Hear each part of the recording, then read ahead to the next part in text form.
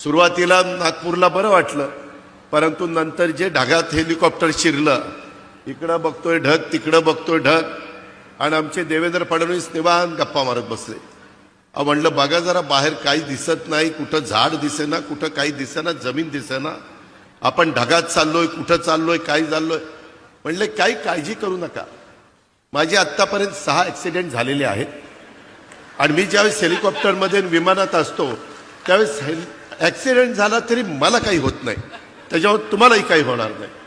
अरे बाबा म्हणलं आता हे काय सांगतोय. एक तर पोटात गोळा आलाय, आज आषाढी एकादशी, सारखं पांडुरंगा पांडुरंगा पांडुरंगा नाव घेत होतं मनात, आणि ह्या महाराजांचं आम्हाला उपदेश चाललेले होते, काही काळजी करू नका. आणि खरोखरीच येईपर्यंत इतके निवांत होते. ते म्हणले मला ह्याचा अनुभव आहे, माझे अनेक ॲक्सिडेंट झालेले आहेत, परंतु माझ्या कुठं नखाला देखील धक्का लागला नाही. अशा पद्धतीनं बापदादाच्या पुण्याईमुळं इथपर्यंत महाराज पोचलेले आहेत.